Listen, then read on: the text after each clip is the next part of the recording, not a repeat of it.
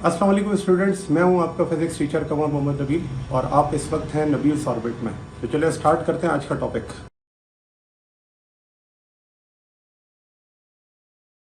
देखें कि एक बात जो कि हमने कल डिस्कस नहीं की और वो थी कैपेसिटेंस के अंदर इफेक्ट ऑफ डाइलेक्ट्रिक। ये बात मैंने आपको सिर्फ ये बता दी थी कि कैपेसिटेंस किन किन चीजों पर डिपेंड करती है। तो आपको याद हो तो हमने ये पढ़ा था कैपेसिटेंस डायरेक्टली प्रोपोर्शनल होती है सरफेस एरिया के। फिर मैंने पढ़ा था कैपेसिटेंस इनवर्सली प्रोपोर्शनल होती है डिस्टेंस बिटवीन द प्लेट के। और तीसरी बात मैंने आपको बताई थी कैपेसिटेंस डायरेक्टली प्रोपोर्शनल होती है डाइलेक्ट्रिक के। और आज हम यही चीज डिस्कस कर रहे हैं कि ये जो कैपेसिटेंस होती है डाइलेक्ट्रिक के प्रोपोर्शनल, इसमें जो कैपेसिटेंस का इफेक्ट है वो चेंज कैसे हो जाता है। तो आज हमने इसको डिटेल में पढ़ना है। अब आते हैं किस पर, इफेक्ट ऑफ डाइलेक्ट्रिक पर। तो देखिए सबसे पहले अगर मैं इसकी स्टेटमेंट लिखूं तो वो मैं किस तरह लिख सकता हूं। तो मैं लिखूंगा जो कैपेसिटेंस होती है वो डाइलेक्ट्रिक की प्रेजेंस में इंक्रीज हो जाती है। तो हम लिख सकते हैं capacitance increases capacitance increases by epsilon r times in the presence of in the presence of dielectric in the presence of dielectric। इसका मतलब ये हुआ कि जो कैपेसिटेंस है वो डाइलेक्ट्रिक के आने से बढ़ जाएगी। कितनी बढ़ेगी? तो एप्सिलॉन आर टाइम्स बढ़ेगी। अब इस चीज को हम लिखेंगे मैथमेटिकली तो और बात क्लियर होगी, और वो ये है सी in the presence of dielectric is equal to epsilon r times c in the absence of dielectric, या फिर ये कह सकते हैं in the presence of vacuum। और क्योंकि ये एप्सिलॉन आर हमेशा बड़ा होगा किससे? वन से। तो आप सोचो कि अगर एप्सिलॉन आर की वैल्यू वन से बड़ी है तो मुझे बताएं जब मैं टू को सी से मल्टीप्लाई करूं, थ्री को सी से मल्टीप्लाई करूं, फोर को, तो डाइलेक्ट्रिक की वैल्यू तो क्या आएगी? ज्यादा ही आएगी ना। तो हम यहां पर लिख सकते हैं कि C in the presence of dielectric is greater than C in the absence of dielectric। ठीक है ना, C हमेशा क्या होगा? डाइलेक्ट्रिक की मौजूदगी में सबसे ज्यादा होगा। अच्छा, और इसी को यहां पर हम इन द प्रेजेंस और इन द एब्सेंस के अंदर अलग अलग फार्मूलों में लिख सकते हैं। और वो कैसे लिखेंगे? तो देखें, जब डाइलेक्ट्रिक मौजूद नहीं है, इन द एब्सेंस ऑफ डाइलेक्ट्रिक, तो हम कैपेसिटेंस को किस तरह लिखते हैं? तो हम लिखते हैं कैपेसिटेंस को ए epsilon naught divided by D. क्यों? क्योंकि यहां पर कोई डाइलेक्ट्रिक मौजूद नहीं है। लेकिन जब कोई डाइलेक्ट्रिक आ जाता है, जैसा कि मैंने यहां पर ड्रॉ किया कि ये एक डाइलेक्ट्रिक है जिसकी वैल्यू है एप्सिलॉन आर, और ये एप्सिलॉन आर आप जानते हैं मटेरियल पर डिपेंड करता है, सबसे ज्यादा वाटर का होता है।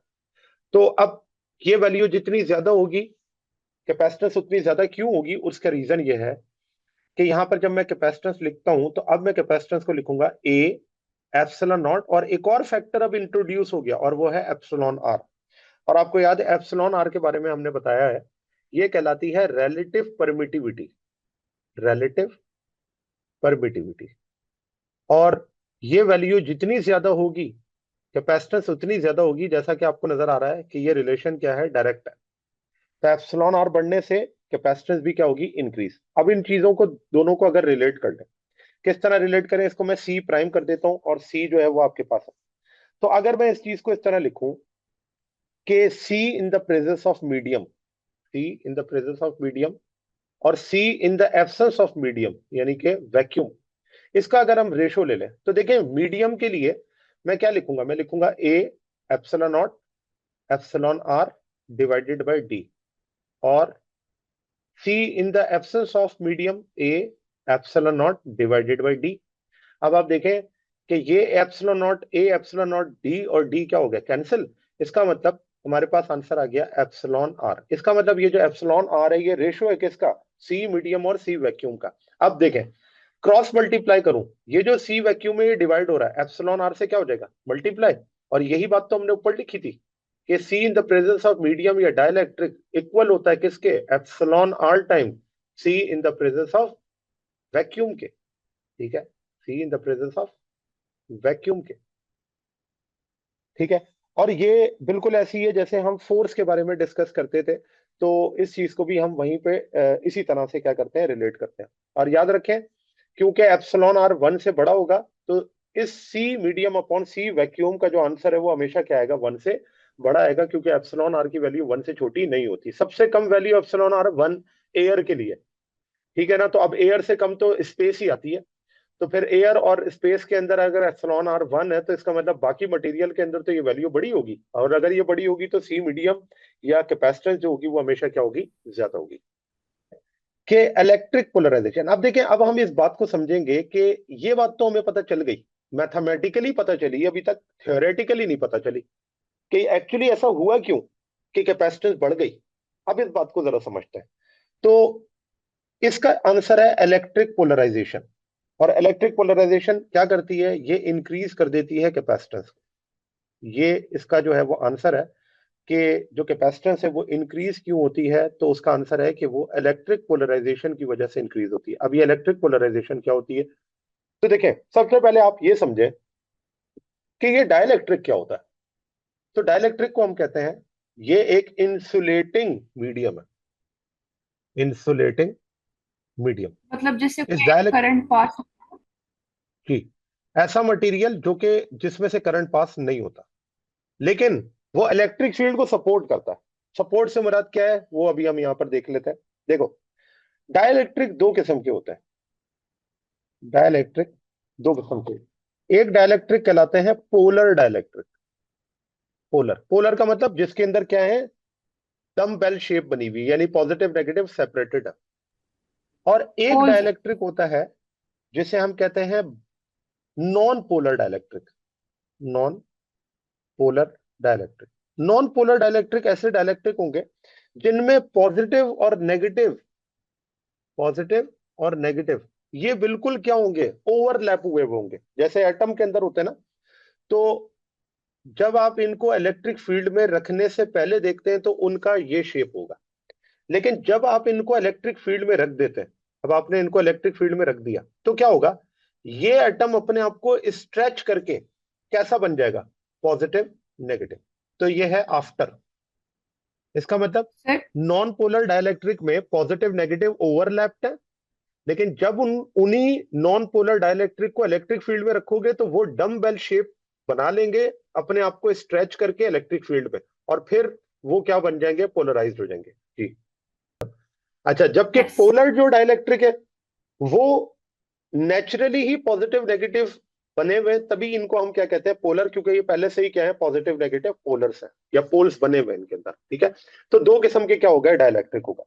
अब हमने इन्हीं डाइलेक्ट्रिक्स को क्या करना होता है, यूज करना होता है कैपेसिटर के अंदर, ठीक है।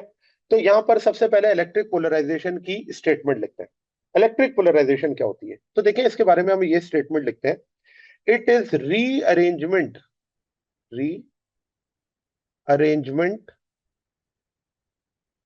Of dipoles, rearrangement of dipoles of dielectric, of dielectric in the presence of in the presence of electric field, ठीक है। इलेक्ट्रिक फील्ड में आने के बाद वो क्या होंगे, रीअरेंज होंगे, और रीअरेंज होने के बाद क्या हो जाएंगे, पोलराइज्ड हो जाएंगे। तो rearrangement of dipoles of dielectric in the presence of electric field is called electric polarisation, ठीक हो गया। और जाहिर सी बात है कि हम ये किसकी बात कर रहे हैं, हम ये नॉन पोलर की बात कर रहे हैं, क्योंकि पोलर में तो पहले से ही वो अरेंज हुए हैं, ठीक है ना। रीअरेंजमेंट तो किस में होगी, डाइपोल्स की अंदर। अगर आपने कन्वर्ट करना है तो कौन सा डाइलेक्ट्रिक है, नॉन पोलर, ठीक है। अच्छा, अब यहाँ पे इसके इफेक्ट को जरा देखें डायग्राम में। तो देखिए ये आपके पास है कि सबसे पहले दो पैरेलल प्लेट्स हैं जिसपे एक पे पॉजिटिव चार्ज है, एक पे नेगेटिव चार्ज है। हम जानते हैं इनके दरमियान में एक इलेक्ट्रिक फील्ड मौजूद है, और वो इलेक्ट्रिक फील्ड पॉजिटिव से नेगेटिव की तरफ, ठीक है। ये इलेक्ट्रिक फील्ड है, और इस इलेक्ट्रिक फील्ड के बारे में हम कहते हैं ये यूनिफॉर्म है। इसी प्लेट्स के दरमियान हम इलेक्ट्रिक पोटेंशियल को इस तरह लिखते थे, V equals to E D. यहाँ पर जो डिस्टेंस है प्लेट्स के दरमियान का वो D है, इलेक्ट्रिक फील्ड कांस्टेंट है, तो इसका मतलब यहाँ पर जो पोटेंशियल है वो क्या होता था, ई डी होता था। अच्छा, फिर हमने क्या किया कि हमने एक डाइलेक्ट्रिक प्लेस कर दिया, और इस डाइलेक्ट्रिक को हम जब इन दो प्लेट्स के दरमियान में रखते हैं, ठीक है, तो ये है जब आपने इसको इसके दरमियान में कोई डाइलेक्ट्रिक नहीं रखा हुआ था, और फिर आप जब इस डाइलेक्ट्रिक को उठा के रख देते हैं यहां पर, ठीक है, ये है आफ्टर। तो अच्छा, अब क्या हुआ, डाइलेक्ट्रिक के अंदर पहले क्या थे, ओवरलैप चार्जेस थे, ठीक है ना। तो मैं सिर्फ और सिर्फ पॉजिटिव को शो कर रहा हूं, लेकिन यहाँ पर नेगेटिव भी है, ठीक है, क्योंकि वो ओवरलैप हुए हुए ना तो नजर नहीं आ रहे, ठीक है। अच्छा, या फिर हम इसको इस तरह से शो कर देते हैं, छोटा सा पॉजिटिव नेगेटिव, ताकि पता रहे कि ये ओवरलैप्ड है, ओवरलैप्ड, ठीक है। अच्छा, अब क्या हुआ, ये कैंसिल।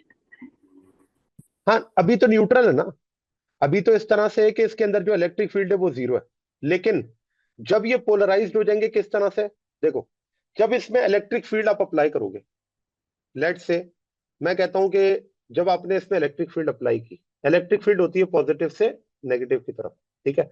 तो मैं सिर्फ और सिर्फ एक एटम को आपको ओपन करके दिखा रहा हूं कि ये एक एटम किस तरह से बिहेव करेगा। तो जब आपने इसको इलेक्ट्रिक फील्ड में रख दिया, तो electric field positive to negative है, तो मुझे बताएं इस एटम ने अपने आप को स्ट्रेच करके कैसे कर लेना, पॉजिटिव वाला नेगेटिव की तरफ आ जाएगा, और जो नेगेटिव है वो अपने पॉजिटिव को क्या कर लेगा, अट्रैक्ट। अब क्या हो गया, ये हो गया पोलराइज्ड, होल जनरेट हो ठीक है। जाएंगे। जी बिल्कुल, ये पोल जनरेट होगा, इसे हम कहते हैं इलेक्ट्रिक पोलराइजेशन। अच्छा, यही काम फिर कहां हो गया, जब आपने इसको पैरेलल प्लेट्स के दरमियान में रखा, ठीक है ना, क्योंकि पैरेलल प्लेट में एक साइड पर पॉजिटिव प्लेट है, यह है पॉजिटिव क्यू, और दूसरी तरफ क्या है, नेगेटिव क्यू। तो जब आपने इलेक्ट्रिक फील्ड के अंदर इसको रखा, तो अब क्या हुआ कि ये जो एटम्स थे जो कि पहले पोलराइज्ड नहीं थे, अब पोलराइज्ड हो गए। तो आप देखें यहाँ पे क्या आ गया, एक तरफ नेगेटिव एक तरफ positive, negative positive negative positive, clear हो गई।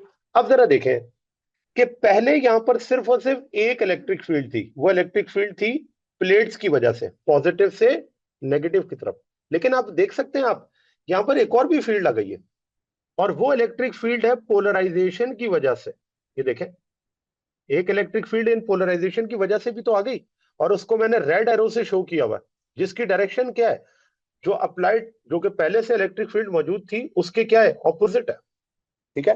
तो यहां पर अब आपके पास क्या हो गई, दो इलेक्ट्रिक फील्ड आ गई, एक इलेक्ट्रिक फील्ड प्लेट की वजह से, और एक इलेक्ट्रिक फील्ड किसकी वजह से, चार्जेस की वजह से, और ये चार्जेस इंड्यूस हुए हैं यहां पर, इंड्यूस चार्ज।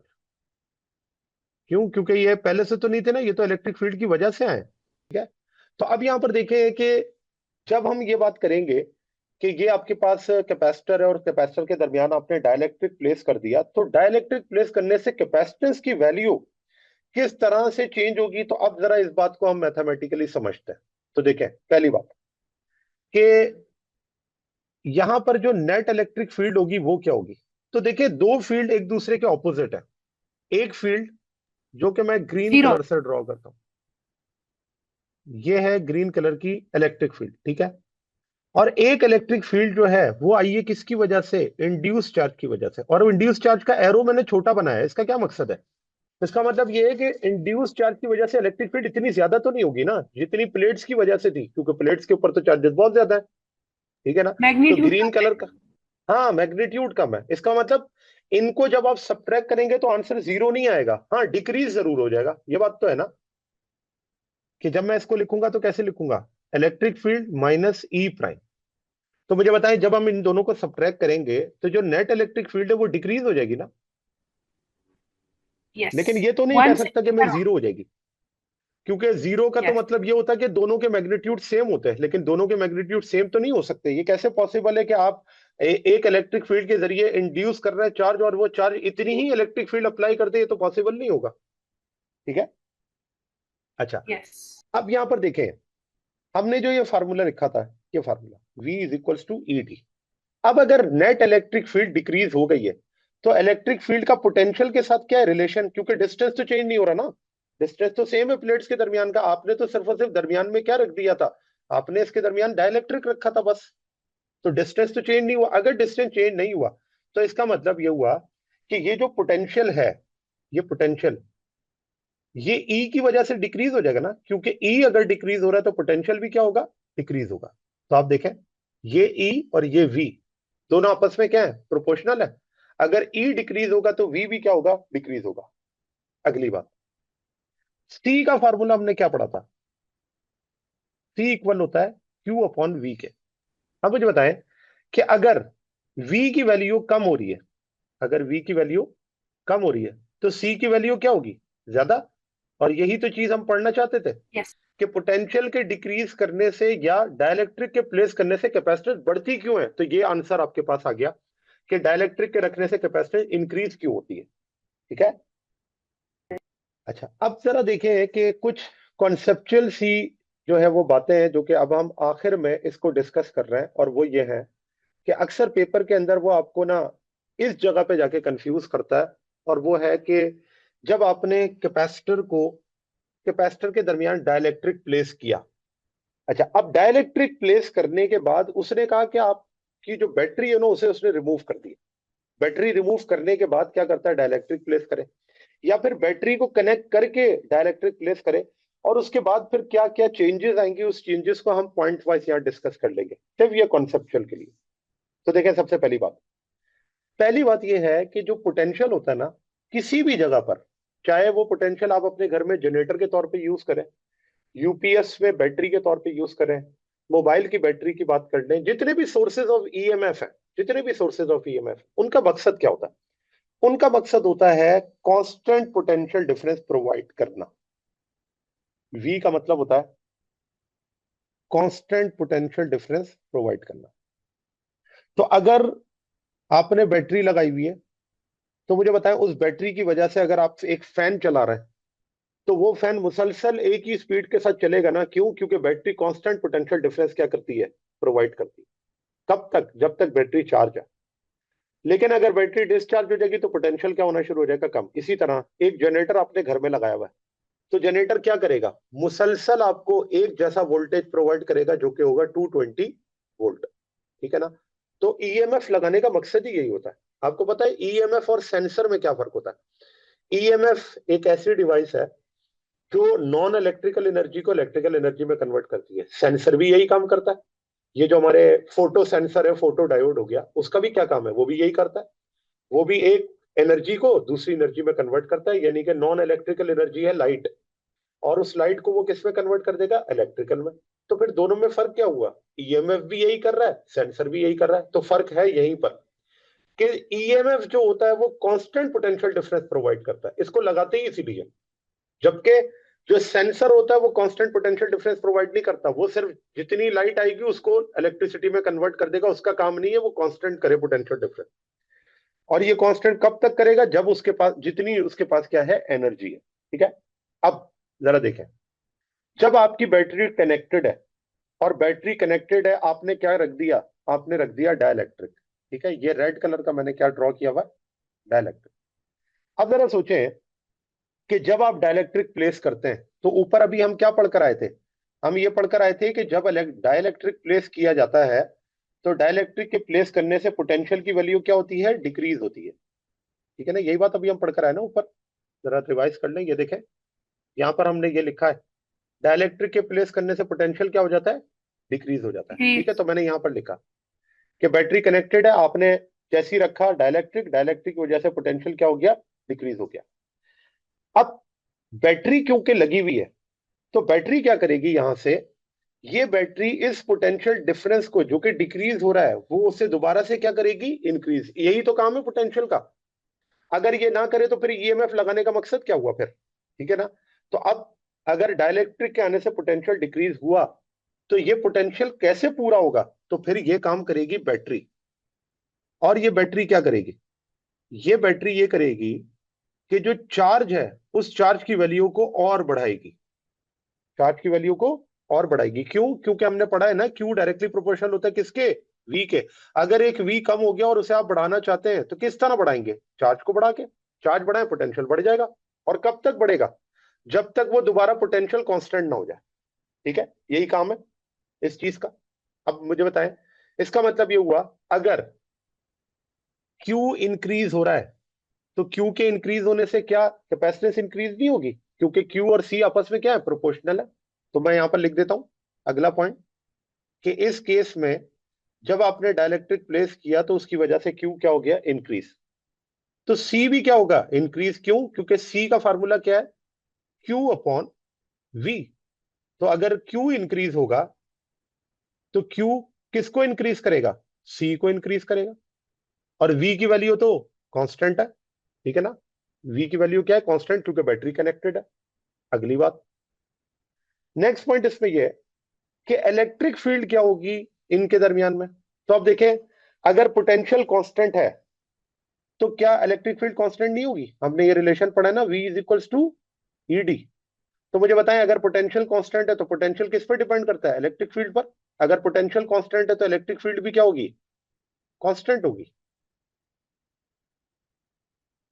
अच्छा, उसके बाद अगर हम सरफेस चार्ज डेंसिटी की बात करें, तो अगर इलेक्ट्रिक फील्ड कांस्टेंट है तो इलेक्ट्रिक फील्ड का रिलेशन था ना सिग्मा अपॉन एप्सिलॉन नॉट। तो अगर इलेक्ट्रिक फील्ड को सिग्मा के साथ देखें, तो अगर इलेक्ट्रिक फील्ड कांस्टेंट है तो इसका मतलब सिग्मा भी क्या है? कांस्टेंट है। इसका मतलब सरफेस चार्ज डेंसिटी इसमें क्या है? कांस्टेंट। और एनर्जी की बात करें तो एनर्जी का फार्मूला मैंने आपको पढ़ाया आज ही, और वो होता है हाफ QV। अब मुझे बताएं, अगर Q बढ़ रहा है, अगर Q बढ़ रहा है तो एनर्जी स्टोर्ड भी तो बढ़ेगी। तो यहां पर हम क्या लिखेंगे? U increases. अब देखें, एक ही पॉइंट में हमने कितने सारी चीजों को डिस्कस कर लिया कि पोटेंशियल अगर कनेक्टेड है तो चार्ज क्या होगा, कैपेसिटेंस क्या होगी, इलेक्ट्रिक फील्ड क्या होगी, सरफेस चार्ज डेंसिटी क्या होगी, और एनर्जी स्टोर्ड क्या होगा। ये कब है? जब बैटरी कनेक्टेड है। अब आ जाए किस पर, अगर बैटरी रिमूव हो जाए। अब यहां पर आप देख सकते हैं, यहां पे बैटरी नहीं है। आपने कैपेसिटर को चार्ज किया और बैटरी हटा दी। चार्ज तो स्टोर है ना प्लेट में, वो तो कहीं नहीं गया, ठीक है। और दरमियान में क्या रख दिया? डाइलेक्ट्रिक। अब क्या होगा? पहले तो ये था कि बैटरी लगी हुई थी तो पोटेंशियल क्या रहता था? कांस्टेंट। ठीक हो गया ना। अब पोटेंशियल को कांस्टेंट रखने वाला कौन है? वो तो है ही कोई नहीं। तो अब क्या होगा? अब ये होगा, जैसे ही आप डाइलेक्ट्रिक प्लेस करेंगे तो सबसे पहला काम ये होगा, पोटेंशियल डिक्रीज हो जाएगा।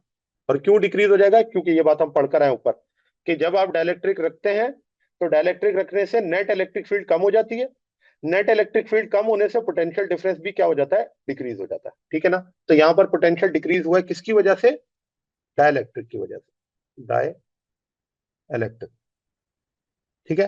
तो ये बात याद रखें, डाइलेक्ट्रिक के आने से दो चीजें होंगी, एक पोटेंशियल डिक्रीज और एक इलेक्ट्रिक फील्ड डिक्रीज। क्यों? क्योंकि ये दोनों आपस में क्या होते हैं? प्रोपोर्शनल होते हैं। अब जरा देखें, अगर आपने बैटरी हटा दी है तो इसका मतलब चार्ज बढ़ाने वाला तो कोई नहीं है। अगर चार्ज कहीं जा नहीं सकता, चार्ज आ नहीं सकता, तो इसका मतलब क्यू की वैल्यू क्या हो गई? कांस्टेंट। पहले वाले में क्यों इंक्रीज क्यों हो रहा था? क्योंकि आपने बैटरी से चार्ज को ले लिया था ना। अब बैटरी है ही नहीं तो चार्ज तो आ नहीं सकता, और प्लेट किसी और लोड के साथ कनेक्ट नहीं है, जा भी नहीं सकता। तो अगर हम जैसे एडियाबैटिक प्रोसेस के अंदर ये पढ़ते थे कि हीट इनसाइड और आउटसाइड जा नहीं सकती, तो क्यू की वैल्यू क्या हो जाती थी? कांस्टेंट। वो तो चेंज ही नहीं हो सकती। ठीक है। फिर अब अगली बात, C बराबर होता है किसके? Q अपॉन V के। अब Q अगर कांस्टेंट है इस केस में, तो V डिक्रीज हो रहा है ना, और V अगर डिक्रीज हो रहा है तो कैपेसिटेंस क्या होगी? इंक्रीज होगी। ठीक है, ये रिलेशन हो गया आपस में, क्योंकि यहां पर Q की वैल्यू क्या है? कांस्टेंट, ऊपर हम बता चुके हैं। अगला अगला पॉइंट, अगर C इंक्रीज हो गया तो अब एनर्जी की बात करें तो ऊपर मैंने लिख दिया ना, जो इलेक्ट्रिक फील्ड है वो क्या होगी? इलेक्ट्रिक फील्ड डिक्रीज होगी, क्योंकि पोटेंशियल डिक्रीज हो रहा है तो इलेक्ट्रिक फील्ड भी डिक्रीज होगी। अच्छा, इलेक्ट्रिक फील्ड का सिग्मा के साथ क्या रिलेशन है? तो जैसे इलेक्ट्रिक फील्ड पहले कांस्टेंट थी तो सिग्मा कांस्टेंट था, अब इलेक्ट्रिक फील्ड डिक्रीज हो रही है तो सिग्मा भी क्या होगा? डिक्रीज होगा। और एनर्जी की बात करें तो पहले Q अगर बढ़ रहा था तो U बढ़ रहा था। अब यहां पर अगर मैं रिलेशन लिखूं तो इस तरह लिखूंगा, हाफ QV। अब यहां पर पोटेंशियल कम हो रहा है तो एनर्जी भी क्या होगी? कम। तो यहां पर अगर आप देखें, एनर्जी क्या हो जाएगी? डिक्रीज। जी स्टूडेंट्स, तो ये था आज का हमारा टॉपिक। उम्मीद है आपको टॉपिक समझ आया होगा। अगर आप नबील्स ऑर्बिट में रहना चाहते हैं तो सब्सक्राइब करें और नई आने वाली वीडियोस के लिए बेल आइकन प्रेस करें। Thank you very much. अल्लाह हाफिज़।